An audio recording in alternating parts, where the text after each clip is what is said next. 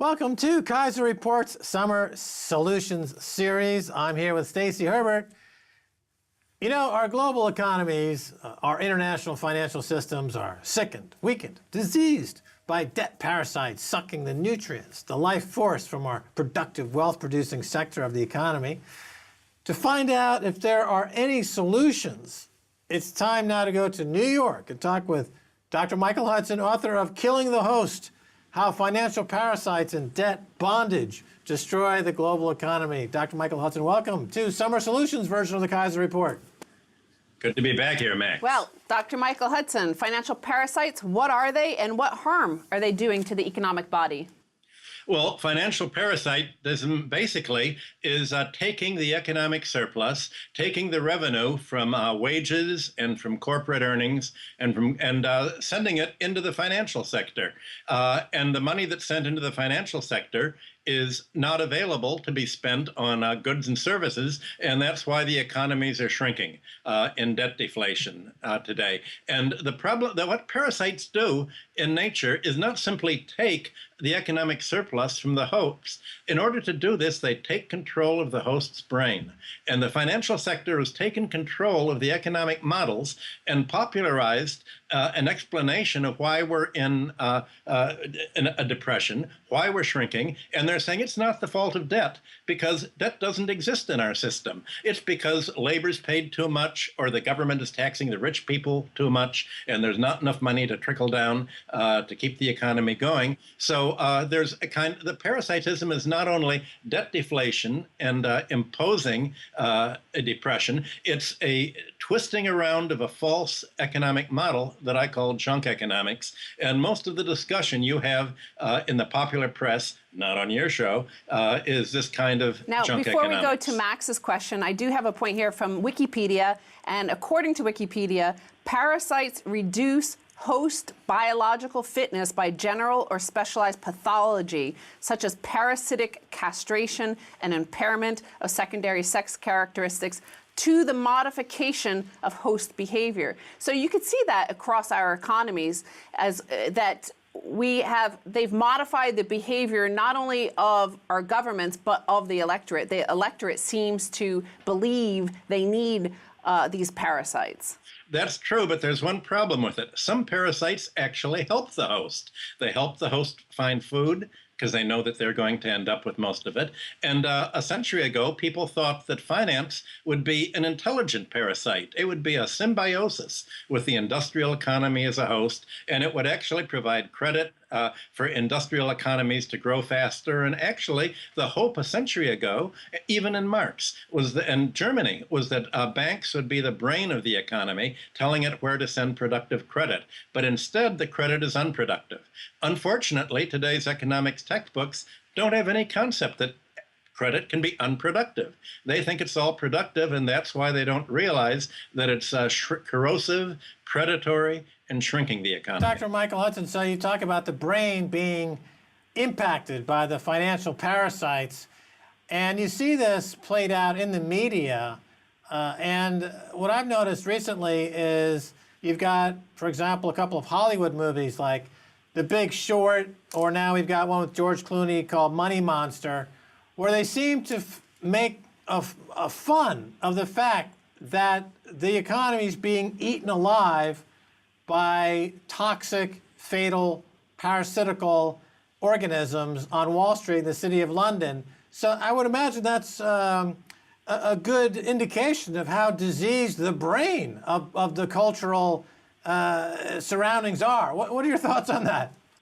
It has to do with the whole value system as well. Remember, The Big Short was how you can get rich off the economic collapse, how somebody can see what nobody saw and make very cleverly anticipate where the economy is going and make $1 billion on junk mortgages. That's a complete falsification of what happened.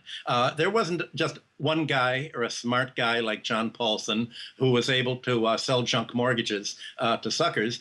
Everybody knew that there was junk mortgages. They were called junk mortgages. They were called liars' loans. The liars were the banks. The liars were the retail salesmen, the property brokers, who filled out the forms. So everyone knew that it was liars. The real key was that this wasn't a normal economic phenomenon. As Bill Black had pointed out, the business model was one of fraud. And one of corruption. And that's what people are not willing to acknowledge. Nobody's gone to jail for this fraud. Wall Street firms have paid hundreds of billions of dollars in fines. Nobody goes to jail. It's as if nobody could have foreseen it. Now, when you have the press saying nobody could have foreseen it, except a real smart guy in The Big Short who made $1 billion, then you're missing the point that the economy is all about fraud. The economy is all about predatory credit, and is all about moving into a depression and then saying you have to solve it by indebted companies selling off their assets, government selling off and privatizing the public domain, and 10 million homeowners in America forfeiting their houses to foreclosing creditors. Of course, most Americans, as their incomes have gone down, rely heavily on credit, and this is why they're so in debt. Household debt is so huge. But also, the fabric of life around them has become financialized. So healthcare is a financial service. Education is a financial service. Daycare is a financial service. Now, this seems very much like a form of feudalism, how we used to have feudal times where we were in some sort of bondage back then. Now we're in a debt bondage. We did get rid of feudal systems prior in previous histories. How do we get rid of it now? Well, there's only one way to get rid of it. The idea of getting rid of the landed aristocracies and feudalism was you take the land, you democratize land ownership. And that's what happened. Now, about 75 or 80% of Americans and Europeans own their own homes. The problem is the democratization was on credit. And people can say, here's a much better financial system that we can design. But the problem is you can't fix it until you get rid of the existing debt. You can say you can make the banks into a public option. You can make banks not act as crooks anymore. You can throw fraudsters in jail. But as long as the present level of debt remains in place for Greece, Ireland, the United States, you're not going to have a recovery. And that's what nobody, except people like Steve Keen on your show, are willing to come right out and say. The debts can't be paid. How are you going to handle it? And since it's the creditors who bought control of the government, you talk about privatizing healthcare. In America, we privatized government by the Citizens United Supreme Court ruling that you can buy control of the political campaigns, and lobbying has been decriminalized, and fraud has been decriminalized. So until you realize that the problem is systemic, it's not just a few bad apples, and you write down the debt, you're not going to be able to do it. And in Rome tried that, and there was a 100-year civil war that ended up in a dark age. So it's very hard to really solve this problem. Rome tried to write down the debt. What happened? There was a between the Gracchi in 133 BC, who tried to favor the debtors. There was 100 years of civil war, and the advocates of debt cancellation were all sort of murdered in the civil war. And finally, you had Augustus putting down the civil war, and Rome became thoroughly a creditor-oriented economy. The same thing happened in Athens, in Greece, between the creditors and the debtors. In almost every country of the ancient world.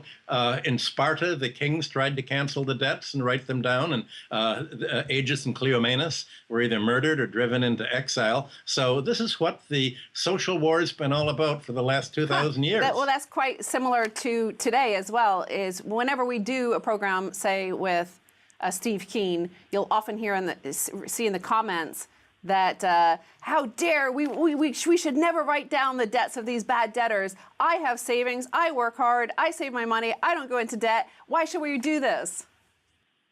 That's exactly what the argument is. And but is it worthwhile destroying the whole economy and polarizing it between the 1% and the 99%, just so a few debtors won't get a free ride of having their debts written off. You know, for 2,000 years, from 2500 BC down to about 500 BC, in Mesopotamia, Sumer, Babylonia, it was every new ruler who came to the throne would cancel the personal debts so everything could begin with a clean slate. And this is what created stability throughout the Near East for 2,000 years. So it's just a myth that it would be disturbing. The fact is that if you don't write down the bad debts that can't be paid, you're going to have property pass into the hands of creditors, and you're going to have an oligarchy and debt peonage. And that debt peonage is really feudalism. But instead of landlords, you have credit lords. Instead of working your whole life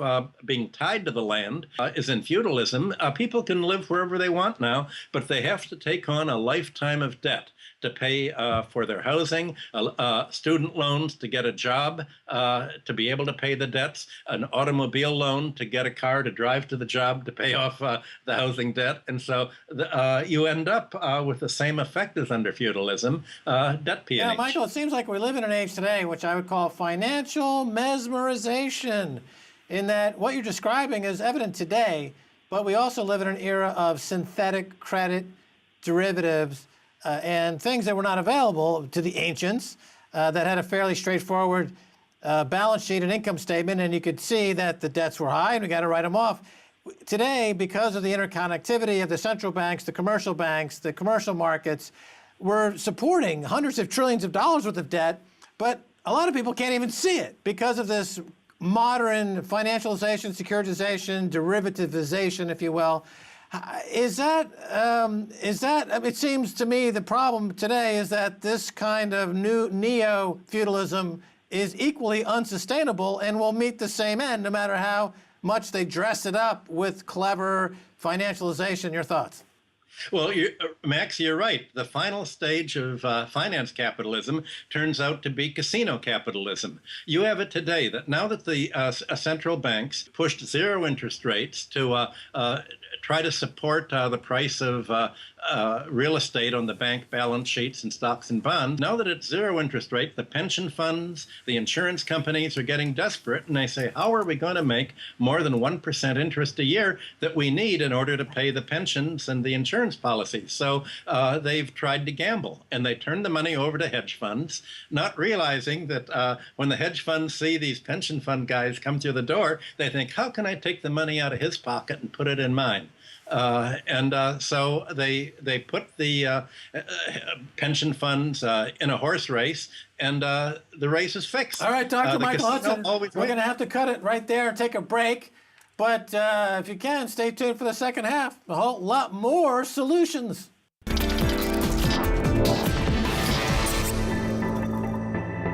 Welcome back to the Keiser Report. I'm Max Keiser. You know, in biology or ecology or parasitism is a non-mutual symbiotic relationship between species where one species, the parasite, benefits at the expense of the other.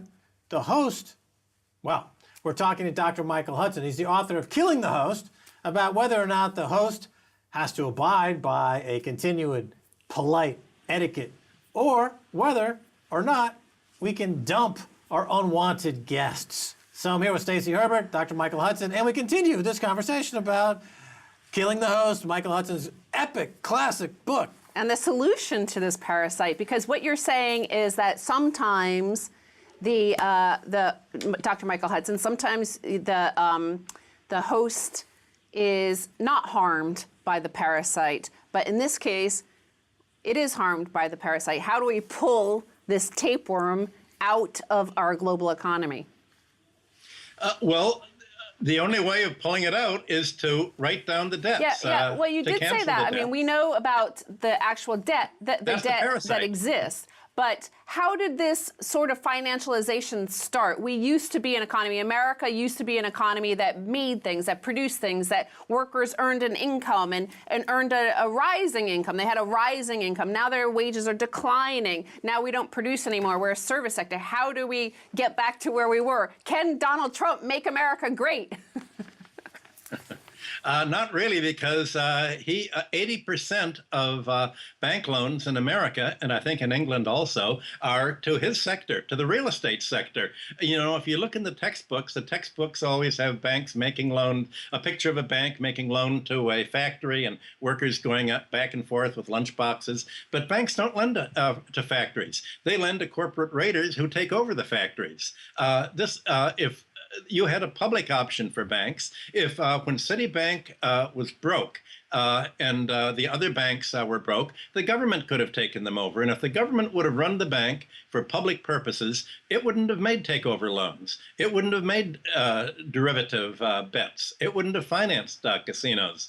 So you need to change what banks were lent for. In Germany in the late 19th century, banks really did lend to heavy industry, mainly military industry and the military industrial complex, but at least to steel and heavy manufacturing. That doesn't happen today. Almost all the capital investment in America and England is made out of retained earnings, not banks. Banks only lend money to buy back your stocks and for financial engineering, not for industrial engineering. So companies used to be run by industrial engineers who made things. Now they're run by financial engineers whose job is let's go looting. back to the halcyon days of the 1940s up to the 1970s. The levels of debt in America were pretty low comparatively. The debt parasites had somehow convinced us that we need to use more debt to create similar times in America, to keep America great again. But if you look at America's boom time, that was done with relatively little debt, correct? That's correct, because you had a different rule of thumb for bankers. People could borrow up to 25% of their income paid to the bank for debt service on mortgages. And this meant that banks would only lend people, first of all, you had to save up 30% of the purchase price. Secondly, you could only borrow 75% of the value. Well, by 2008, you could borrow over 100% of the value. You could buy buildings for absolutely nothing with $1 down, and the banks would give you enough money to pay the lawyer and the closing fees and maybe paint up the apartment. Now in America, the U.S. government guarantees loans that absorb up to 43% of the homeowner's income. Well, if you have to pay that much of your income for that, and you still have to pay your education debt and your other debts that were mentioned earlier, then you're not going to have enough money to buy goods and services. So the guidelines for bank lending have all been loosened, and also you've untaxed income. You've untaxed capital gains. You've lowered the taxes on the higher bracket. So you've given huge tax favoritism to the finance, insurance, and real estate sector. And that's really the parasite. It's not simply finance. It's that finance is merged into a symbiosis with real estate and monopolies and health insurance. And nobody foresaw this 100 years ago. They imagined that economies were going to follow the most technologically reasonable and productive forms, and instead you've abolished the whole concept of what's productive, what's unproductive, and without that kind of guideline, you have the mess that you've got into today: over-indebtedness and a shift of the tax off finance and real estate onto labor, and that's what's pushing the price of labor so high that England, America, and Europe can't compete with countries that haven't had this kind of a real estate bubble. Dr. Michael Hudson, I don't know if you saw this, but Hillary Clinton has said that she will fix the economy by appointing Bill Clinton as economy czar. Do you think he could fix it? Well, he's the guy who abolished Glass-Steagall and let banks become the casino capitalists that Max talked about. He's the guy that deregulated the overall derivatives trade. He's the guy that pushed NAFTA, the awful trade agreement with North America, Canada, and Mexico, that is the model for the Trans-Pacific Trade Agreement and the European, Trans-European Abteilung trade agreement. So he's working for the 1%. They're who finance them. The 1% have bought control of the Democratic Party. They get to nominate. And you can see that even though Bernie Sanders, the socialist, has won the winning a majority of states, the Democratic Party over the weekend in Nevada said, we don't care if he wins. We're running the party. This is not a Democratic party. The rich people get to say who's there, and we're backing Hillary. Get off our territory. We don't care what you're doing. And so you're having the American election between the most hated woman in America running against the most hated man in America. And the question is, who do people hate more, Hillary or the man with the Trump? Yeah, speaking of parasites and hosts, so, it's a fantastic analogy for really, and the added dimension you bring into it about how the parasite infects the host brain to think that this is a good idea. Another aspect of parasites' behavior is they lay their eggs into the host, and then it gives birth to the offspring of the parasites, and it grows. If you look at the global economy, it seems that the parasitical egg-laying worst-case offender is what we're seeing in Japan, in that Japan is the one country that seems absolutely unrepentant about driving their economy into the ditch in order to make cheap money available to financiers and real estate speculators, the people you're talking about, the parasites. Is that a fair statement? And if so, is that sustainable? Yes, after World War II, General MacArthur designed sort of the Japanese recovery, and he said he hated labor and he hated socialists. He was an aristocrat, and he said, all these, we're going to back the criminals, the Yakuza. We're going to arm the Yakuza. And when I was growing up in the 50s, you'd see pictures in a paper of the socialists wearing motorcycle helmets to protect their heads and armed fights. But the Americans backed the Yakuza, just like Hillary backed the murderous dictators in Nicaragua, not Nicaragua, in Honduras. And essentially, the Americans have backed the criminalization of countries against labor all over the world. So the eggs that are laid are Hillary and Bill. The eggs and the leaders of Japan and the oligarchy, the client oligarchies all over. You remember the Plaza Accords back in 1985.